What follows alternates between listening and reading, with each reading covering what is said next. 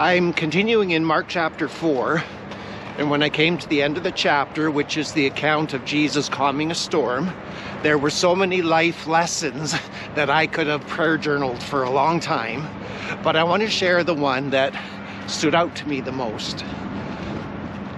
One of the things I see in this picture is that when we talk about doing the will of God, which is what a Christian life is about,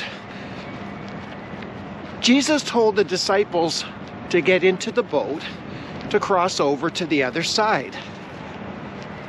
Many people are okay with God's will if it's that simple. But Jesus, God, repeatedly puts us into situations where it's very clear what the triune God wants us to do, but they don't tell us what's ahead. Jesus didn't tell the disciples, hey, get in the boat, you're going to face a storm, you're going to be really scared, but it's okay, don't worry about it. No, they had to find out what it was like to be in that situation. And I'm saying this because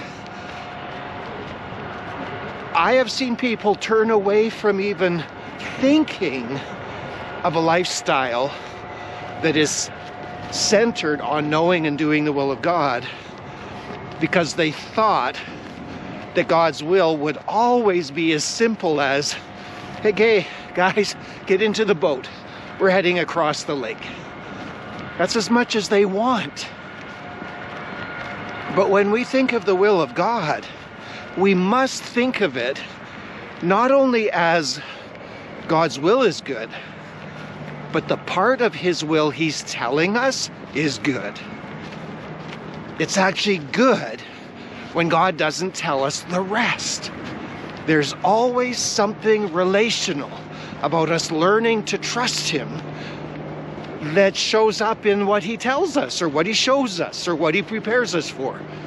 Because there's always something to be learned going through a situation that exposes us how we're feeling, what we believe, how our relationship with God is really doing, how we treat other people, how strong is our self-protection, how quickly do we turn to the Lord in our troubles after we've tried fixing it a million ways, our own self-reliance.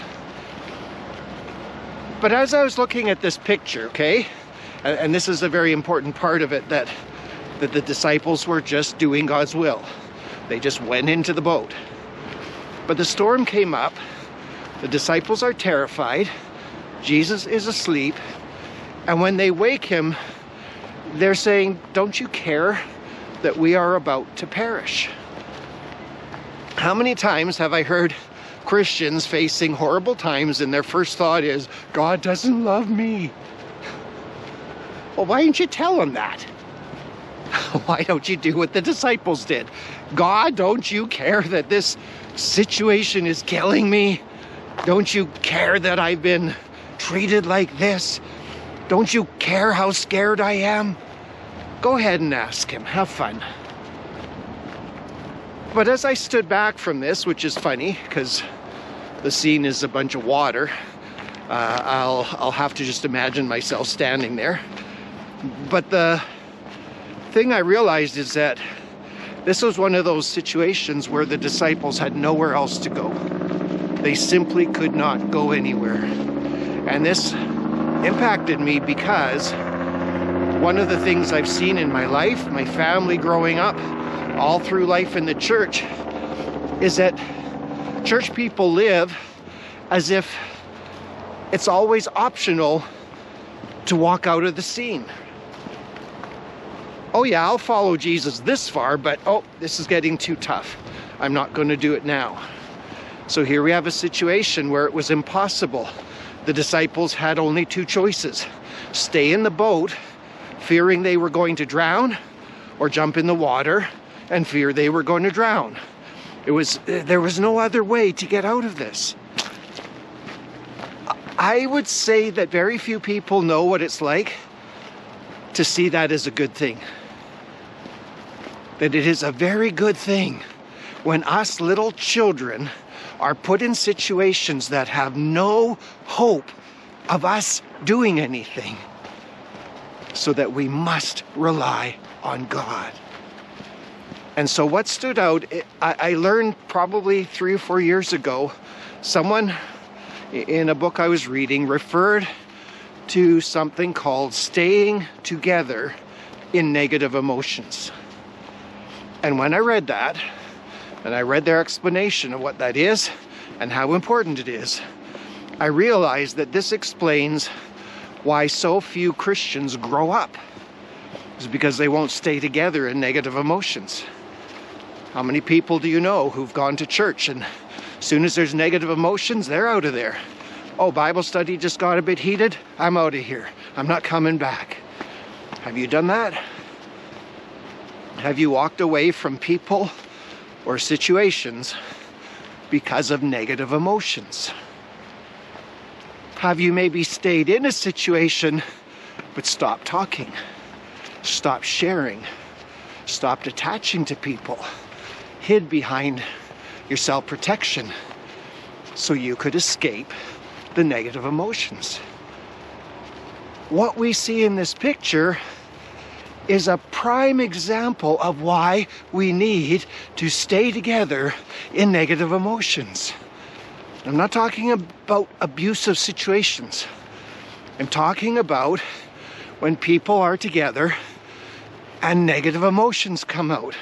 Maybe because we're all facing the same thing and no one knows what to do with it. Or maybe someone in our group is facing something that none of us have ever faced, and none of us know what to do with it. Jesus sets things up so we have nowhere to go. That is so important. If you are seeking to know and do the will of God, He will regularly lead us into situations that are impossible and we have nowhere to go. There's absolutely nothing we can do about it. So we stay. The disciples told Jesus what they were feeling. Don't you care that we're about to perish?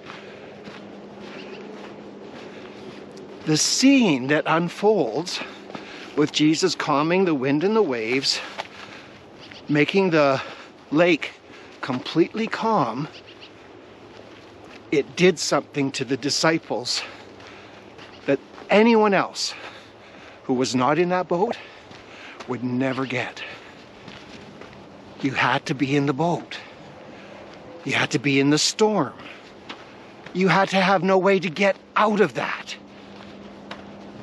And then Jesus, we cry out to Him and we see what He does.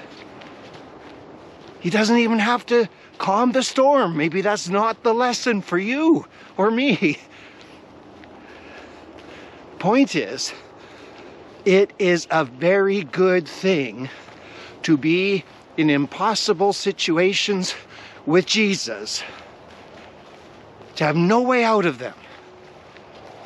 So, must bring our negative emotions to Him. Maybe we can do that on our own in our time with God. Maybe something happens and we have to do it in a group. The point is, it's a very good thing when Jesus sets the stage that we are in a storm and have nowhere to go. What the disciples came to realize is what it felt like to fear Jesus. They knew that the fear of Yahweh, or Adonai, is the beginning of wisdom and knowledge and understanding. They knew that. But they didn't know it about Jesus. They didn't know what it felt like to fear Him. So Jesus put them in a storm and let them feel their fear of the storm so He could show them how to fear Him. In the very well-known hymn, Amazing Grace, there's a phrase that says that grace taught me how to fear, and grace my fears relieved. That's capturing what was in the storm for those disciples.